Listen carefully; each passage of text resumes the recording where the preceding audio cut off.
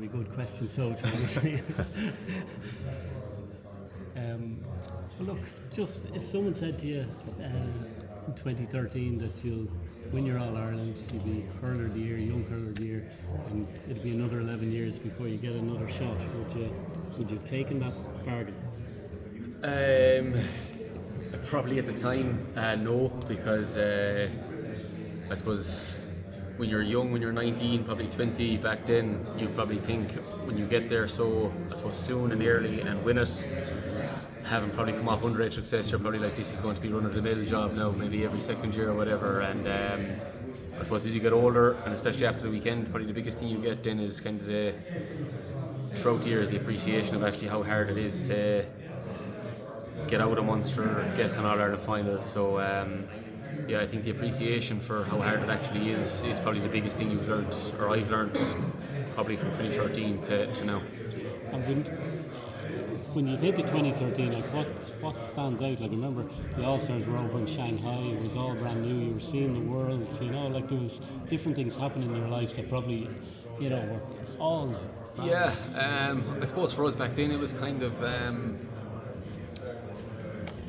just everything was kind of rolling into one. We probably came through minor having a good minor team, then 221s, won the senior All Ireland. So I think there was maybe 11 or 12 of us on it. I suppose when you look back now, probably the biggest difference between then and now is probably the way the game has changed and the way hurling is. It's back then it was probably a lot simpler in terms of the training. It was probably more like, if you're looking at it, load management is a massive thing now. S&C is huge now. It was there then, but it's gone to another level or another dimension now. The way the game is played, back then a lot of it was up and down the field. It was getting the ball and driving it 70, 80 yards, whereas now it's all about looking after the ball. If you're not looking after the ball, you find yourself 5, 6, 7 points down within 6 or 7 minutes. So the game has definitely changed. I suppose from our own point of view, I think we've 7 maybe that were from that 2013 panel to now. I think there's 7 of us still there. You can draw on that experience kind of the lead up and the build up and things like that from those 7 lads as well, which is important. What's different about Tony Kelly now in 2024 compared to the 2013 version? I suppose you have more experience. You probably know the game. You just know the game way better. You're probably looking back at 2013. You'll probably look back. When I'd watch back the games from 2013, you'd probably be looking at it now going, geez, you'd be wondering, you played all right in a couple of games, but it's just hurling's gone so different now. It's so different. Like, you'd nearly look back then, you get a ball, you might drive it 60 yards, like, who are you driving the ball to? It's all about possession now. It's just gone completely different. I suppose that's born out of, if you're looking at it, teams that are winning. So Limerick probably were the first ones to bring in really looking after the ball, and then everyone else had to adapt to that, because if you weren't good at it, you'd really no chance of competing or winning. Was that a big adjustment, Tony, for yourself? Or? Not really, because you're probably going through it without knowing. When you come back in, I suppose pre-season, I suppose the coach and the management are probably coming with what they want to work on, or what they feel that the group is poor at, or things like that. So you're probably working on it without actually knowing. But definitely now that you're in it, that's probably the biggest aspect of it, especially in hurling now, is how you use the ball and efficiency. Like, even if you were looking at the games the weekend, like the Cork and Limerick game, if you're looking at the stats, everything was 50-50 down the middle, bar the efficiency bit. Like that's the real big thing. Decision making on the ball, use of the ball, and then trying to turn that into a score. The rate probably with which the puck outs are coming. John Kiley referenced at the weekend, if you hit a wide, it's probably a score down the other end. That's how quick the game has gone. So if you hit 2 or 3 wides, you're probably 2 or 3 points down at the other end, because usually when it's a wide, referee lets it flow. So yeah, there's a lot of differences in the game and how it's played kind of from 11 years ago to now.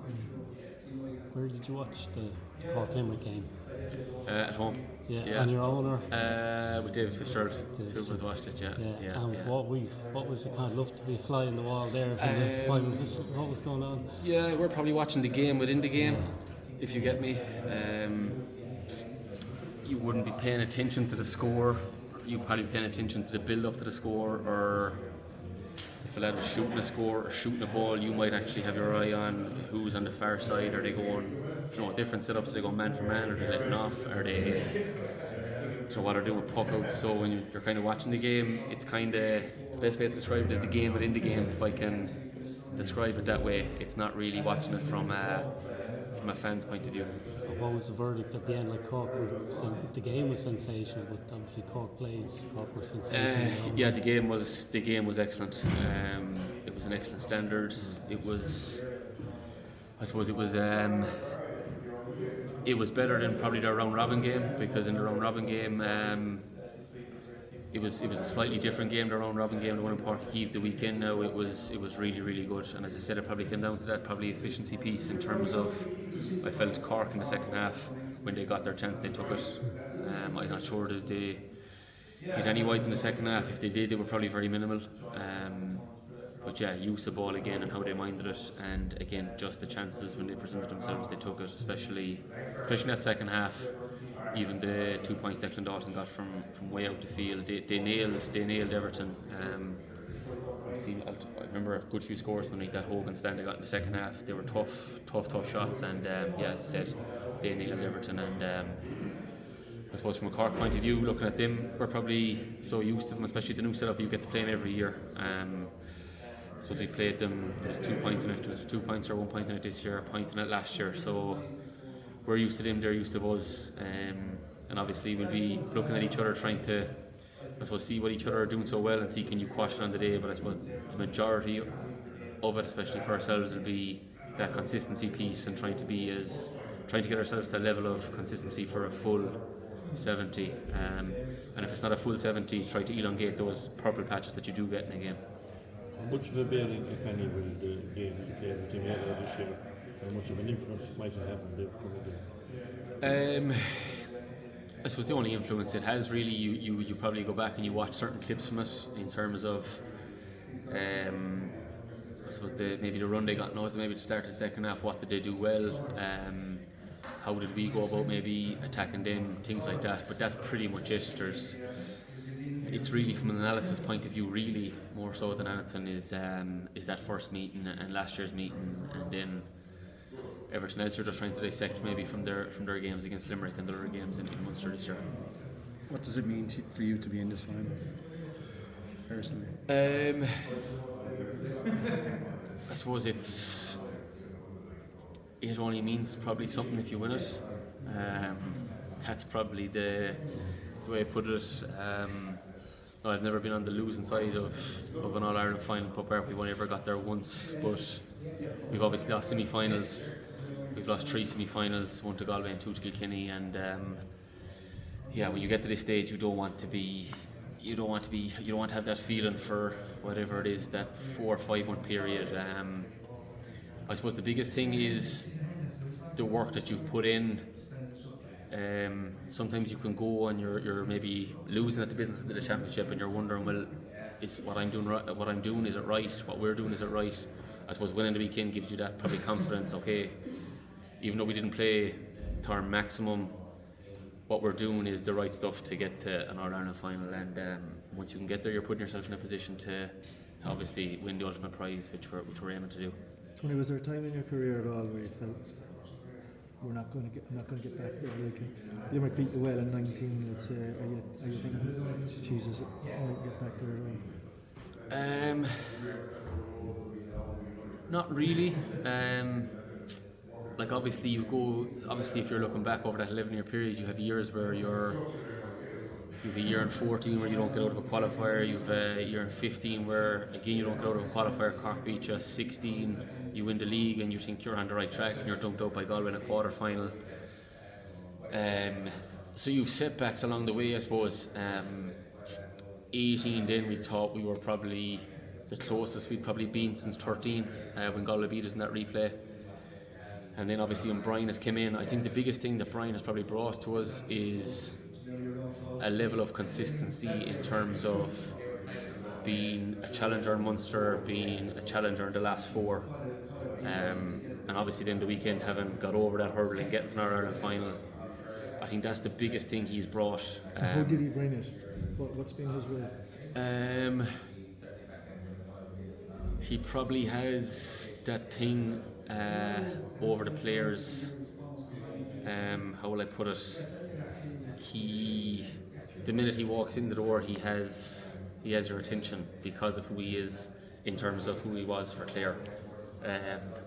Outside of the whole what he's done in terms of putting together a backroom team, a panel of players, it's hard to describe it. He's been there and done it, and when he's one of your own that you've probably looked up to, you would do probably anything in terms of you'd believe in what he's telling you, and you believe in terms of. With you yourself, Tony, because you racked up huge scores in 18 yourself, but there was this charge of getting Tony more into the game. Like 2020, you went on a roll, 3 consecutive All-Stars.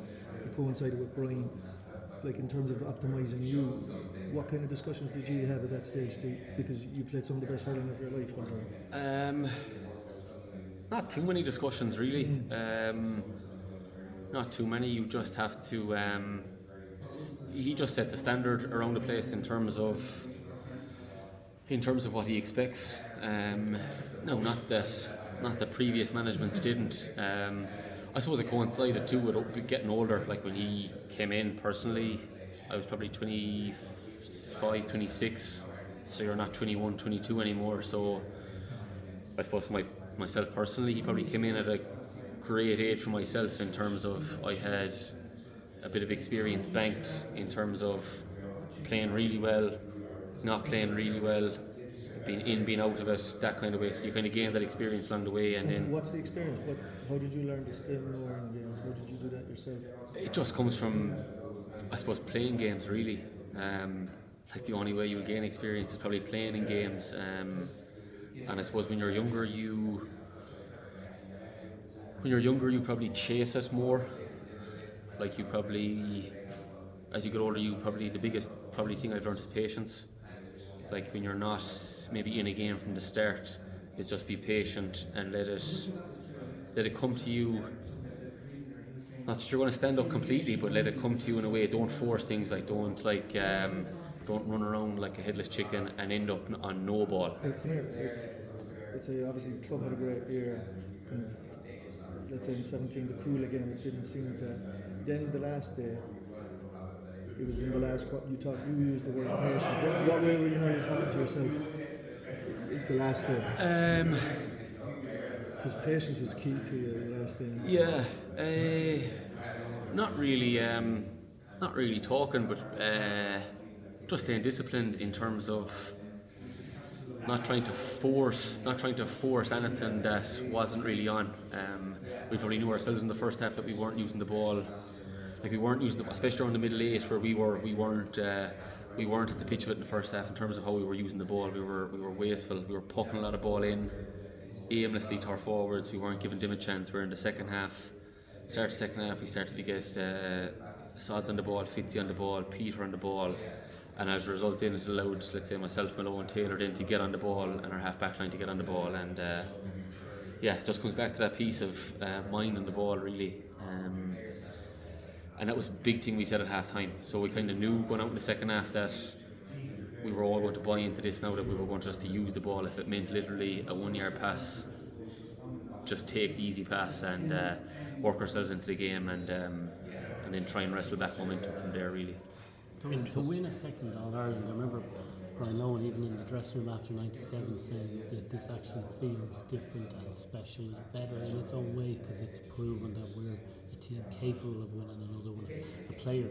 So do you get that feeling yourself in terms of how it framed your own career, just the group of players, like I say, the 7 players who are still yeah, well, it's kind of different in a sense of that. I suppose for Brian's team in 97, they were pretty much the same team, maybe barring maybe a few here and there, whereas this is a completely different team. panel wise, management wise. In terms of validation, from a personal point of view, obviously you want to win. You want to win All Ireland and rack up as much as you can. In terms of validation, I don't know if validation is the right word.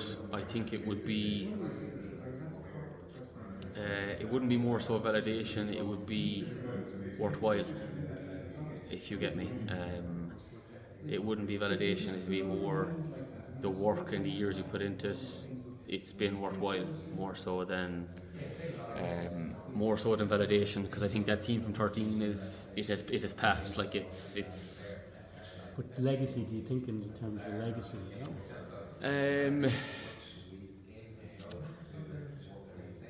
No, I'm not too caught up with legacy. It'd be more worthwhile. It'd be more worthwhile for the work maybe your family has done. Worthwhile that your partner at home hasn't been able to travel for 12 years. That they've put their life. Do you get me? So it's more worthwhile, or it's more worthwhile in terms of, okay, when the club put this amount of work into yourself and Paul, that it was worthwhile doing. Like it's I would say more worthwhile rather than legacy or validation or anything like that. Does it mean more almost in a way? Because I know 2013 came so early in the career, but the fact that there's kind of years gone into this and years of building, does it almost feel like it means a bit more this time around? Yeah, I would say so. And again, probably coming back to that piece back then, it was just kind of, you're a young lad, you're kind of rolling with it, and you're just kind of rolling into Croke Park going, geez, this is great. Whereas, not that you haven't worked when you're 19 or 20, but from then on, I suppose it's it's probably the work that has probably gone into that 11 or 10 year period has been substantial. That you appreciate it that bit more. 20, I was talking to Ryan there, and obviously he was July to July, but look, you were out from August to basically May. Yeah. How did you deal with people through the spring, let's say? When will you be back? How did you deal with the injury? Let's say even that aspect of beating the man on the street, because the whole when will Tony be back? The team was going well in the league, but they were wondering when you be back. How did you deal with that aspect and the whole comeback process? I suppose grand. I suppose when you're inside, you probably, I suppose once you get the surgery, you have a date. Well, they give you a date going, this is what we think it's going to take 5 months or whatever, and then you're kind of, naturally as a player, you're kind of going, right, 5 months, what can I get that down to? Can I get it down to 4? Can I get it down to 3 or whatever? So I suppose the biggest thing is once you have the surgery done and you have a date to work towards, I think that's the easiest part. Were you working towards it? Was it the league final stroke Limerick game? Not really. I was kind of working towards the championship. Kind of was I got the surgery in the 15th of December, and kind of 5 months from then was kind of the return date. And if we could get back in 3 to 4 was kind of depending on how rehab went and things like that. So in my own head, I kind of had championship kind of as a date. I'd kind of wrote off the league kind of job. So I was probably lucky in a way that I got in before Christmas in terms of getting it done before Christmas rather than having to wait maybe into January, which would have been a bit of a disaster. But once you kind of get a date in your head and you're able to work in with the physios, I actually found that grand. It was the 4 months from August to December was probably the most frustrating part. Was there ever a time in that period when you said, this mightn't work out, it mightn't come right, or I mightn't get back? Not that you mightn't get back. I suppose that period from maybe the week after that Kilkenny game last year to again December, when you're kind of going, okay, well, what's wrong? Well, this is wrong. Now that's healed, but it's still not right. Is there something else wrong? So that kind of period is probably the most frustrating. But once you actually go and meet the consultant, and he goes, right, this is what's wrong. This is how we're going to fix it. This is when you're going to be back. Who was the consultant? Stephen Kearns in the Bonds. So he sorted out. So I had like a fracture in my foot that I thought was the main issue. So I rehabbed that for a while. I suppose crutches and boot for for a couple of months, got that healed, went back, and was still causing me bother, and then went back again and it was something else. So he went in, cleaned that up, and it's been good, touch wood since. Tony, this team is, you've lost most of the finals and semi-finals and very close games and so forth, but the resilience you have shown, like, I don't think any other team has kept coming back, and yourself with your injuries and that, and your last 15 minutes, the last day, the 3 points you got. How do you get back up again to keep coming back? I know you've had great results and great wins as well, but the resilience you've shown. Somebody asked me during the week, how do Clare keep coming back? And it's a great character that you've shown. I suppose from a player's perspective, it's you're playing it. You're playing hurling first of all because you want to play it, and you want to play at the highest level, and you want to play for Clare. In terms of the resilient aspect, I would look at it from the point of view of you're either good enough or you're not when you get to those matches, and if you're not good enough, well, then the challenge is to get better and come back the next day. That's kind of the attitude I would have. I think the team has it as well, and I suppose you need to be able the weekend when you're not playing at your best and you win. Like we've probably played brilliant Munster finals and lost, whereas the weekend we were really poor for that first half, and then came out the second half and played a lot better and managed to get back momentum and managed to win. With the resilience part of it, I think you kind of just feed off the lads in the dressing room, you feed off the lads in the panel as well, especially the lads that maybe didn't get on the weekend and the lads that didn't get the tug out. I remember coming back after the Munster final and you'd be on about picking yourself up and you'd be low, and they're the lads then that are bursting a gut at training because they're the lads that are doing the extra bit because they haven't played the weekend. They're the lads that are above in, I suppose, Dr. Morris Park after the game running. They're the lads that have to come back and bring the energy levels and bring up the whole mood in the camp. And in fairness to Brian, he's brought in some excellent characters in the dressing room as well. So I think that resilience kind of comes from within the group. But again, it's just an attitude of if you're not good enough, you have to come back and just get better, and that's just the simple answer to it. During the game Saturday, you had to come back twice. Kilkenny got that second goal. Then you go again, and you're really going for it in about 15, maybe less minutes. You come in with 3 magnificent points, and the rest of the lads as well. Like, is that just instinct? You're going for it now, and you have to do it now. I suppose, like when we had put on a burst. We had got back, I think maybe 2 or 3 points, and then obviously we conceded a goal, and then you're trying to make that goal a 2-point goal, and I actually think we made it I think we maybe got the next 2 points after it. I suppose when a big score goes in like that, you need to respond on the scoreboard. You have to cut it definitely to a 2-point goal if you can straight away from the puck out, and I think we rattled off 2 in a row. And again, like that momentum, in sport, you have to, when you get your purple patch, you have to make it as long as you can, but you have to make it count on the scoreboard. And I think maybe from the 45th minute onwards to the end of the game, I think we really made it count on the scoreboard, and we also kept them from scoring, which was a major plus as well for us. When you were 14 or so and starting out your hurling, could you have envisaged what Clare would achieve, but particularly what your own club Ballier would achieve around the same time to win a couple of championships, get to Ireland, etc. Obviously that was your aim, and that's what people around you wanted for Ballier in particular, and that obviously spurred you on for Clare. But could you have envisaged a success? That amount of success? Yeah, I suppose you can't envisage or look ahead at that success. I suppose when you're kind of young coming up, you kind of want to just make a Clare team first of all, and I suppose we were probably brought up on the Clare team of the 90s, probably the team that got the All-Ireland final in 02, but once you get in the circle then and you start to maybe make a Clare minor team or a Clare 21 team or 20 team, which it is now, then it kind of starts to ramp up in terms of, okay, if you've made the panel now or the team now, it's all about trying trying to win. I suppose we've been fortunate in Ballier with our own club that we've probably dovetailed. We've had probably gone through maybe the last 10-year period where we've had 5 or 6 inter-county hurlers mixed in with probably 5 or 6 inter-county footballers. So we've been very lucky in that regard in terms of experience and top quality athletes and players that have kind of combined in that period of time. And I suppose we've probably made more hay club wise than we have inter-county wise. And but yeah, look, we're trying to add another one to the list now in a couple of weeks' time. Tony Griffin's Lake Regale was on this year. I don't know, did you watch it? Like, it's a fantastic program.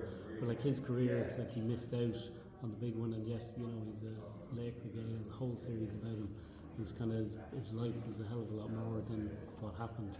Like, do you think about again sometimes about timing, or just when you look at Tony about the kind of what happens on the field?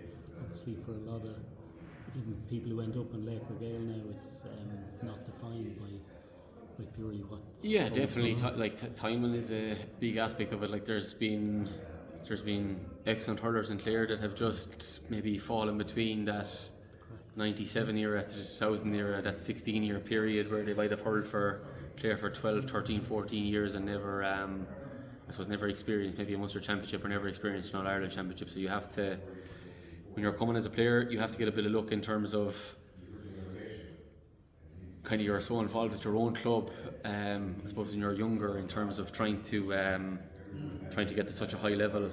I suppose from our own age, we were very lucky that the likes of the Bridge were really good, Clonlara were really good, Rogue, like all the clubs were really strong. Our age group coming. So you have to get a bit of luck as well in terms of the players you're going to play with. And I suppose this cohort, I suppose the 7 of us that have been there from 2013 have got that with the older brigade that were there in 13 mixed in then with the likes of maybe Adam Hogan coming along, Rogers coming along, even the likes of Fitzy, who we wouldn't have played underage hurling at Clare with. I'm trying to think who else, Conor Lean coming along, you know. So yeah, you need a blend of 3 or 4 teams coming together. That's probably one thing. In 13, even though we'd won 3 21s in a row, it was probably a lot of the same lads. Whereas you look at Clare underage now, like we're beginning to compete again year on year at 20, year on year at minor, which is obviously positive. Tony, you absolutely love the game and you love practice, right? I mean, some guys would conserve their energy for collective training, but you train outside training or you practice outside training. Like, to make the time for that, or do you still enjoy doing that? Like, I mean, is it still a key part of your prep to get practice in outside the collective sessions? Yeah. I think it's probably one of the most enjoyable aspects of it, if I'm honest, because I suppose you play it because first and foremost you love playing it. Like that's the key thing. And like anyone else, if you were going for a walk, you'd have the hurley, you'd have the ball with you. Like that'd be, I suppose, just run of the mill stuff now. When you go down to the field, is it just have a puck around, or have you an intention when you go down there? It would depend. It would depend. If it was a match week, it would only just go down and have a puck around. But if it was this week, let's say, to be going down with a focus of getting so many shots off, or getting, practicing different things, or practicing frees or penalties, or you'd be prepping for next week. You'd probably just be practicing different scenarios basically. How long would you stay down there when you're down there? Let's say. You'd probably do an hour in the field. Yeah. Enjoyment aspect, Tony. How important is that in sport? You talk about commitment, etc., but to enjoy it. Yeah, you have to enjoy it. If you're not enjoying it, you're probably wasting your own time. You're probably wasting your family's time as well. Like you have to really enjoy it. Like even was it Hoggy after their round robin game was discussing how much he enjoys it, and I think every hurler can kind of resonate with it and kind of, I suppose, relate to it. It's the enjoyment piece that most people start off in the hurling or start off playing hurling, and I suppose when you get to this level, I suppose one of the differences between 2013 and now is the enjoyment level has probably increased more so now than it would have back then in terms of